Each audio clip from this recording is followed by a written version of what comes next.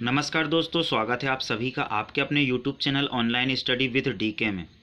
आज हम बात करेंगे हिंदी सब्जेक्ट की और आज हिंदी सब्जेक्ट में हम टॉप 30 क्वेश्चन आप लोगों के लिए लेकर आए हैं जो कि विभिन्न प्रतियोगिता परीक्षा में पूछे गए हैं और बार बार इन क्वेश्चनों को परीक्षाओं में पूछा जाता है जो कि आपकी एग्ज़ाम की दृष्टि से बहुत ज़्यादा इम्पोर्टेंट होने वाले हैं। तो वीडियो को बिल्कुल स्किप नहीं करना है, अंत तक देखना है। सभी क्वेश्चन आपके एग्ज़ाम की दृष्टि से और आने वाले सभी एग्ज़ामों की दृष्टि से बहुत ज़्यादा लाभदायक होने वाले हैं।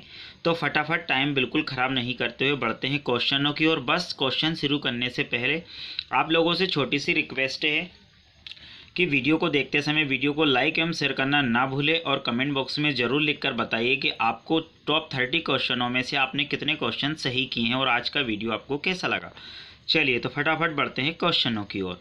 संकर शब्द का अर्थ क्या है? तत्सम शब्द को संकर शब्द कहते हैं, तद्भव को, विदेशी शब्द को, या फिर दो भाषाओं के शब्दों से मिलकर बना शब्द हो उसे संकर शब्द कहा जाता है। तो आपको यहाँ पे बता दें कि दो भाषाओं से मिलकर जो शब्द बनता है उसे संकर शब्द कहा जाता है। तो यहाँ पे डी वाला जो ऑप्शन है वो अपना यहाँ पे सही होगा। आगे देखिए, रेलगाड़ी शब्द क्या है? तत्सम है, देशज है, विदेशज है या फिर संकर है?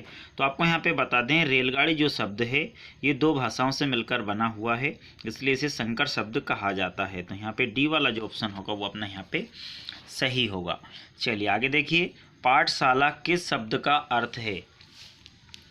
पाठशाला किस प्रकार का शब्द है? रूढ़ शब्द है, योग रूढ़ है, यौगिक है या फिर इनमें से कोई नहीं? तो आपको यहाँ पे बता दें कि जो पाठशाला शब्द है अपना वो यौगिक शब्द है। तो यहाँ पे अपना तीसरा वाला जो ऑप्शन होगा वो बिल्कुल यहाँ पे सही होगा। पाठशाला जो शब्द है वो यौगिक शब्द है। चलिए आगे देखिए, युधिष्ठिर में कौन सा समास है? ध्यान देना यहाँ पे, युधिष्ठिर में कौन सा समास है? तत्पुरुष, यहाँ पे चंद्रबिंदु लग गए हैं, ध्यान रखना है इसको अपने को। तो यहाँ पे सिर्फ युधिष्ठिर ध्यान देना है। युधिष्ठिर में कौन सा समास है? तत्पुरुष, बहुब्री या फिर कर्मधारय समास या फिर अन्य? ये अन्य यहाँ पे लिखा हुआ है, तो यहाँ पे ध्यान देना है। तत्पुरुष समास है, बहुब्री समास है, कर्मधारय है या फिर अन्य समास है? तो यहाँ पे आपको बता दें कि युधिष्ठिर में बहुब्री समास यानी दूसरा वाला जो ऑप्शन होगा वो यहाँ पे अपना सही होगा। चलिए आगे देखिए, विशेषण और विशेष के योग से कौन सा समास बनता है? ध्यान देना है। द्विगु समास, द्वंद्व समास, कर्मधारय समास या फिर तत्पुरुष समास?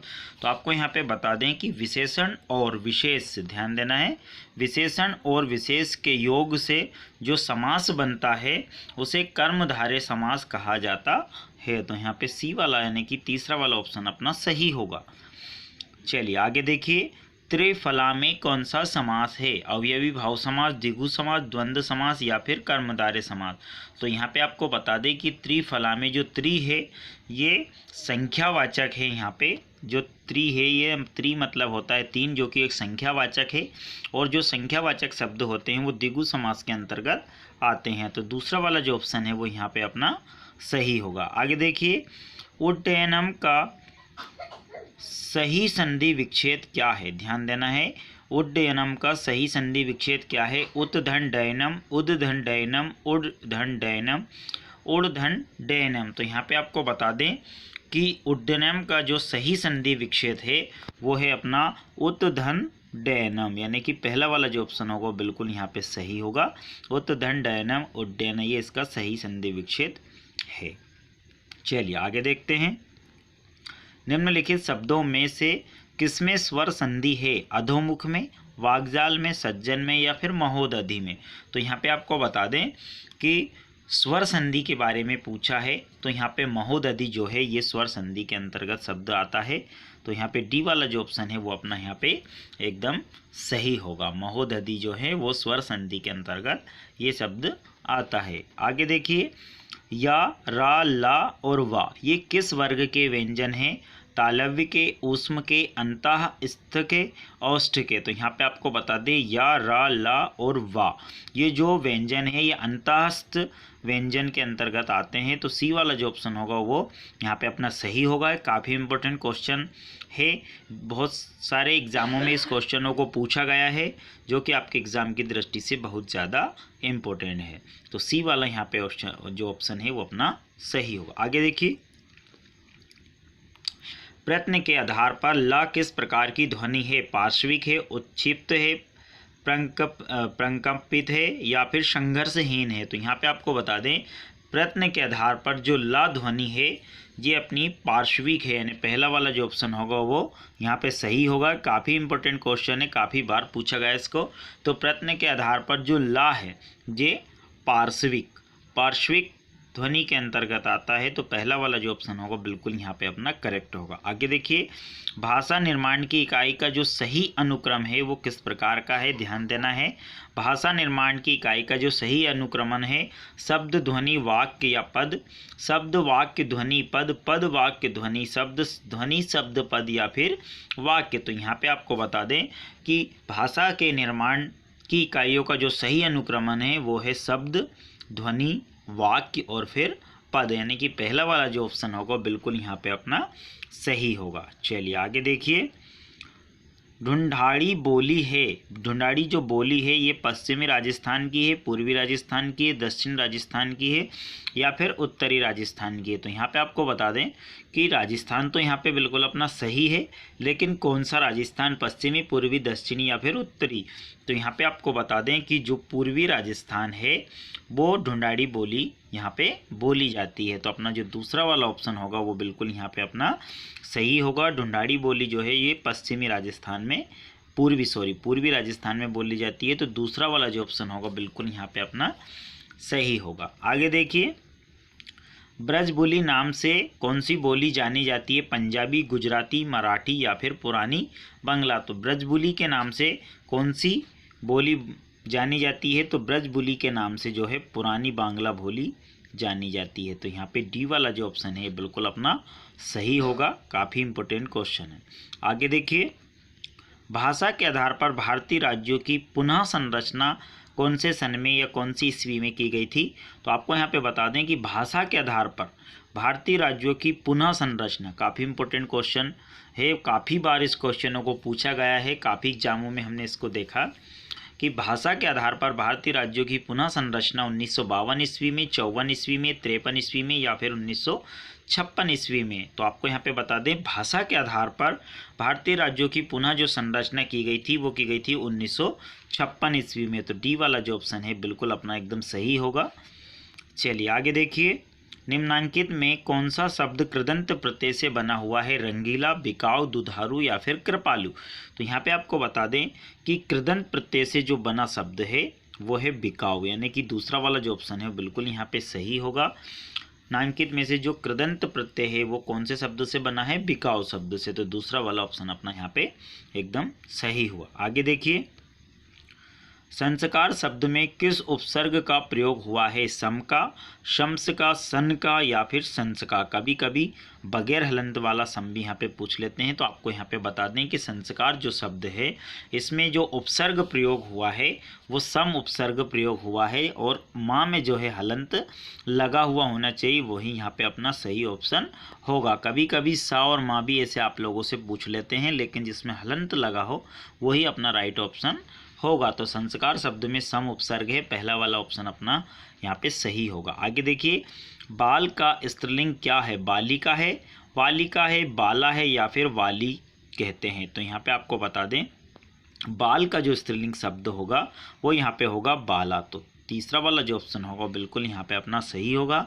बाल का स्त्रीलिंग बाला, जैसे बालक और बालिका। तो यहाँ पे बाला जो है ये इसका स्त्रीलिंग होगा। सी वाला जो ऑप्शन होगा बिल्कुल यहाँ पे अपना सही होगा। आगे देखिए, पशु शब्द का विशेषण क्या है? ध्यान देना है, पशु शब्द का विशेषण क्या है? पाश्विक है, पशुपति है, पशुत्व है या फिर पशुता है? तो पशु जो शब्द है उसका विशेषण यहाँ पे पूछा गया है। ध्यान देना है आप लोगों को, पशु का जो विशेषण होगा वो होगा पाश्विक, यानी कि पहला वाला जो ऑप्शन होगा बिल्कुल यहाँ पे अपना एकदम सही होगा।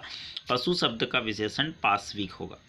चलिए आगे देखिए, छंद का समानार्थी शब्द है आवरण, बंधन, पद या फिर आचरण? तो छंद का जो समानार्थी शब्द है वो होगा यहाँ पे पद। छंद का पद भी छंद को कहा जाता है या छंद को पद भी कहा जाता है। इसका समानार्थी शब्द है समान अर्थ वाला, जो छंद को पद भी कहा जाता है। तो सी वाला ऑप्शन यहाँ पे अपना एकदम सही होगा। आगे देखिए, अलंकेश पर्यायवाची शब्द है किसका है? बादल का, कुबेर का, कल्पवृक्ष का या फिर चपला का? काफ़ी इंपॉर्टेंट क्वेश्चन है। अलंकेश जो शब्द है पर्यायवाची ये है कुबेर का, तो दूसरा वाला जो ऑप्शन होगा वो बिल्कुल यहाँ पे अपना एकदम सही होगा। चलिए आगे देखिए, उर्वर का विलोम शब्द क्या है? उर्वर का विलोम शब्द उत्कृष्ट, उत्तम, ऊसर या फिर अतिवृष्टि। तो आपको यहाँ पे बता दें कि जो उर्वर शब्द है उसका जो विलोम शब्द होगा वो होगा आपका ऊसर, यानी कि तीसरा वाला जो ऑप्शन होगा बिल्कुल यहाँ पे अपना सही होगा। आगे देखिए, चिरंतन का विलोम शब्द क्या है? अलौकिक, लौकिक, नश्वर या फिर नैसर्गिक। तो आपको बता दें चिरंतन का जो विलोम शब्द है वो यहाँ पे होगा नश्वर अपना। काफ़ी इंपॉर्टेंट क्वेश्चन है, तो सी वाला ऑप्शन यहाँ पे सही होगा। चिरंतन का विलोम शब्द होगा नश्वर। चलिए आगे देखिए, जिसकी गर्दन सुंदर हो उसे क्या कहा जाता है? सुदर्शन कहा जाता है। अनेक शब्दों के एक शब्द से इस क्वेश्चन को लिया गया है। जिसकी गर्दन सुंदर हो उसे सुदर्शन, सुगत, सुखदर्शन या फिर सुग्रीव। तो जिसकी गर्दन सुंदर हो उसे सुग्रीव कहा गया है, तो डी वाला जो ऑप्शन होगा यहाँ पे अपना सही होगा। आगे देखिए, लौकिक जो है अनेक शब्दों के एक शब्दों से लिया गया है। लौकिक किसे कहा जाता है? जिसे पकड़ लिया गया हो, लौकी से बना हो, एक समान दिखने वाला, या फिर जो इस लोक की बात हो। तो यहाँ पे बता दें जो इस लोक की बात हो उसे लौकिक कहा जाता है। डी वाला ऑप्शन अपना यहाँ पे सही होगा। आगे देखिए, निम्न में से कर्तवाच्य वाक्य का चयन कीजिए। निम्न में से जो वाक्य दिए गए हैं इनमें से कर्तवाच्य जो वाक्य है उसका चयन करना है। मोहन पुस्तक पढ़ता है, आपके द्वारा मालूम हुआ, नींद नहीं आती या फिर पुस्तक पढ़ी गई। तो यहाँ पे 4 ऑप्शन आपके पास हैं। तो मोहन पुस्तक पढ़ता है ये कर्तवाच्य के अंतर्गत शब्द आता है। पहला वाला जो ऑप्शन है बिल्कुल अपना यहाँ पे सही होगा। आगे देखिए, वाक्य के घटक होते हैं, ध्यान देना है वाक्य के घटक कौन कौन से होते हैं? उद्देश्य और विधेय, कर्म और क्रिया, कर्ता और क्रिया, कर्म और विशेषण। तो यहाँ पे आपको बता दें वाक्य के जो घटक होते हैं वो होते हैं उद्देश्य और विधेय। तो यहाँ पे पहला वाला जो ऑप्शन होगा वो अपना यहाँ पे सही होगा। आगे देखिए, राम क्रिकेट खेलता है पर अच्छा नहीं खेलता, या फिर राम क्रिकेट खेलता है पर अच्छा नहीं। तो यहाँ पे ये सरल वाक्य है, मिश्र वाक्य है, संयुक्त वाक्य है या फिर इनमें से कोई नहीं। तो यहाँ पे आपको बता दें कि राम क्रिकेट खेलता है, एक ही व्यक्ति की बात हो रही है, पर अच्छा नहीं, तो ये संयुक्त वाक्य है। तो यहाँ पे जो तीसरा वाला ऑप्शन है ये बिल्कुल सही होगा अपना, संयुक्त वाक्य से कहा जाता है। आगे देखिए, जो ही मैंने दरवाज़ा खोला कि वह आ गया। ध्यान देना है, जो ही मैंने दरवाज़ा खोला दूसरा व्यक्ति सामने से आ गया। तो ये सरल वाक्य है, मिश्र वाक्य है, संयुक्त वाक्य है या फिर इनमें से कोई नहीं। तो इस प्रकार के जो वाक्य होते हैं ये मिश्र वाक्य के अंतर्गत आते हैं। तो दूसरा वाला जो ऑप्शन होगा वो बिल्कुल यहाँ पे अपना सही होगा। आगे देखिए, आत्मनिर्भरता निबंध के रचनाकार कौन है? महावीर प्रसाद द्विवेदी, रामचंद्र शुक्ल, बालकृष्ण भट्ट या फिर अजित कुमार।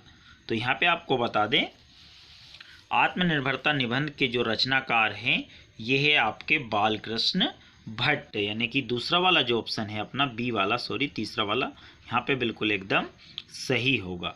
चलिए आगे देखिए, बेर क्रोध का अचार या मुरब्बा है, यह कथन किसका है? बेर क्रोध का अचार या मुरब्बा है, काफ़ी बार इस एग्ज़ाम में इनको पूछा गया है। बेर क्रोध का अचार या मुरब्बा है, तो यह कथन किसका है? भारत तेंदु हरिश्चंद्र का, मुक्तिबोध का, रामचंद्र शुक्ल का या फिर हजारी प्रसाद द्विवेदी जी का। तो यहाँ पे आपको बता दें बेर क्रोध का अचार ये मुरब्बा है, यहाँ जो कथन है रामचंद्र शुक्ल जी का है और काफ़ी बार इस क्वेश्चनों को एग्जाम में पूछा गया है। तो सी वाला ऑप्शन यहाँ पे अपना सही हुआ। इस प्रकार यहाँ पे टॉप 30 क्वेश्चन आपके कंप्लीट होते हैं।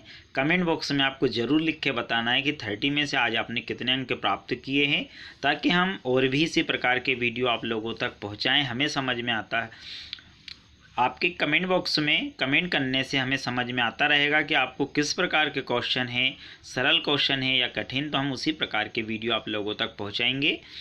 चलिए तो जल्दी ही मिलते हैं नए वीडियो में नए क्वेश्चन के साथ। तब तक के लिए नमस्कार, धन्यवाद।